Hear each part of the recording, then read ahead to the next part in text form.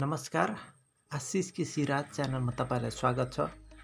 आज म तपाईँहरूलाई यो सिलिङ फ्यानको कनेक्सनको बारेमा जानकारी दिन जाँदैछु। कृपया यो भिडियो पुरा हेर्नुहोला र अन्तमा कमेन्ट गर्नुहोला कस्तो छ भिडियो भन्नको लागि। यस सिलिङ फ्यानमा भित्रबाट 3वटा तारा आएको हुन्छ। तीमध्ये एउटा कमन हुन्छ, यीमध्ये कुनै एउटा कमन र अर्को हुन्छ एउटा स्टार्टरको स्टार्टिङ पोइन्ट र अर्को रनरको स्टार्टिङ पोइन्ट। कमन भनेको दुईटा स्टार्टर र रनरको दुईटाको इन्डिङ पोइन्ट एकै ठाउँबाट जोडेर निकालेको हुन्छ।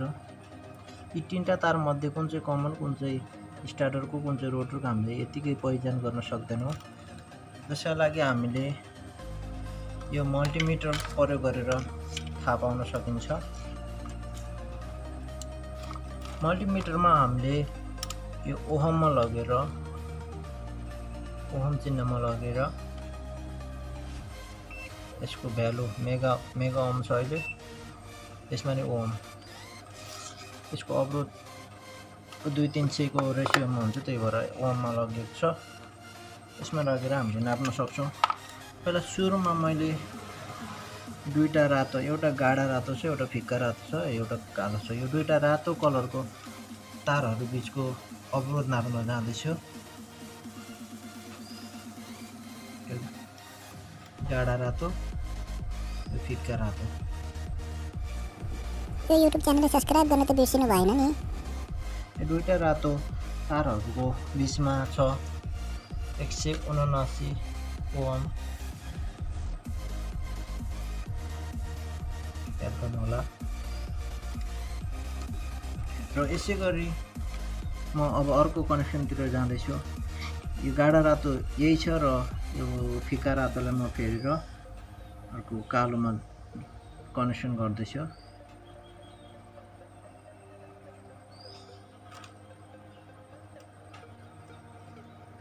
गाढा रातो र कालो बिचको अवरोध छ, रेसिस्टेन्स छ 198.5 फरक छ अहिलेको भन्दा। र अब यो कालो र अब फिक्का रातो बिचको ओम।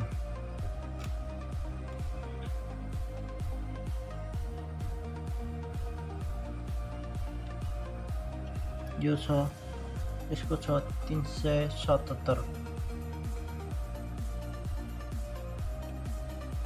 यहाँ हामीले 3वटा पोइन्टबाट 3 थरी ओम पत्ता लागेको छ।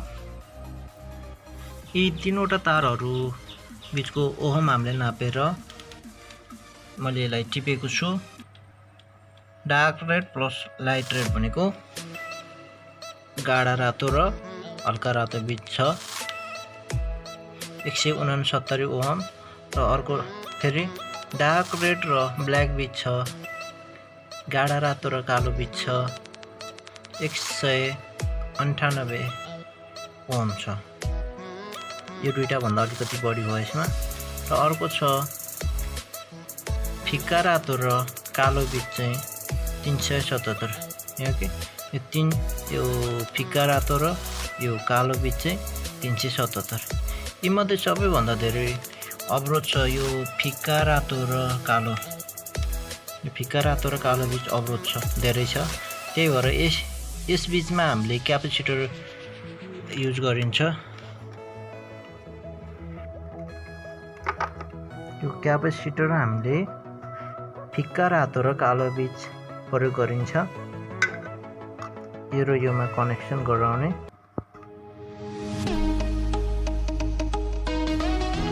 धेरै अवरोध भएको बिच क्यापेसिटर राख्नुको कारण चाहिँ क्यापेसिटर भनेको इनर्जी सेभिङ गर्ने डिभाइस हो। यसले धेरै अवरोध भएको ठाउँमा इनर्जी दिन्छ, जस कारण फ्यान सुरुमा स्टार्टिङ हुन्छ र स्पिड पनि राम्रो हुन्छ। र अब यसपछि हामीलाई चाहियो अब सप्लाई दिने ठाउँ, सप्लाई दिने पोइन्टहरू चाहियो, जसमा हामीले अब सबैभन्दा थोरै कुनमा छ भन्दा डार्क रेड र लाइट रेड 179 यो सबैभन्दा थोरै डार्क रेड र लाइट रेड सबैभन्दा थोरै अवरोध भएकोमा हामीले अब सप्लाई दिनुपर्छ।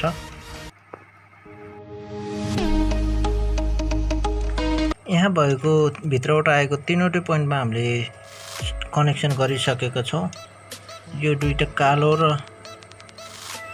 र फिक्का रातो बीच क्यापेसिटर र फिक्का रातो र यो गाढा रातो बीच चाहिँ सप्लाई दिएर यहाँ कनेक्सन गरिसकेका छौँ। अब यसलाई हामीले टेस्ट गर्न जाँदैछौँ। टेस्ट गर्नु अघि हामीले यसमा यी खुल्ला भएको तारमा हामीले इन्सुलेसन टेप लगाउनु पर्छ।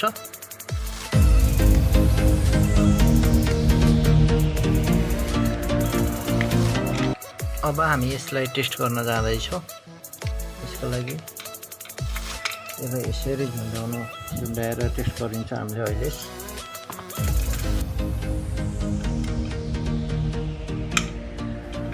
यो युट्युब च्यानललाई सब्स्क्राइब गर्न त बिर्सिनु भएन नि।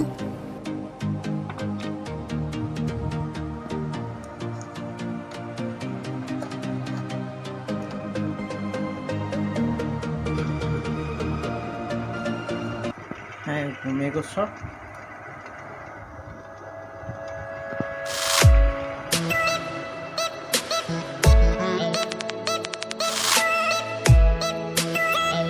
यो युट्युब च्यानललाई सब्स्क्राइब गर्न त बिर्सिनु भएन नि।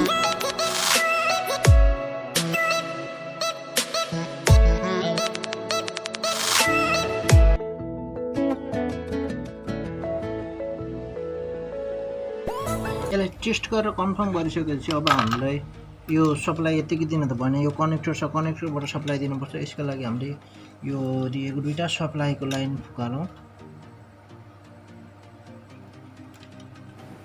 यो युट्युब च्यानललाई सब्स्क्राइब गर्न त बिर्सिनु भएन नि।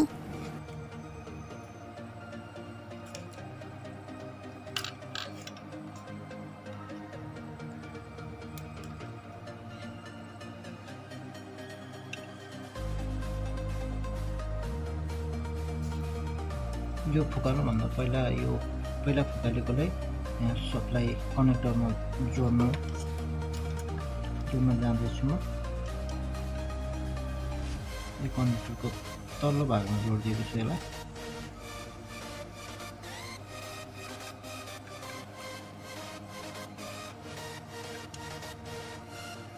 एउटा सप्लाई दिने भयो, डाइरेक्ट सप्लाई दिने। अर्को सप्लाई दिने यसमा छ, यो फिक्का रातो र कालो बिचमा।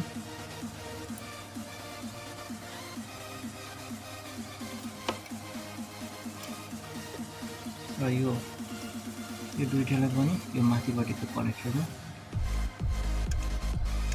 कनेक्सन गराउनेलाई।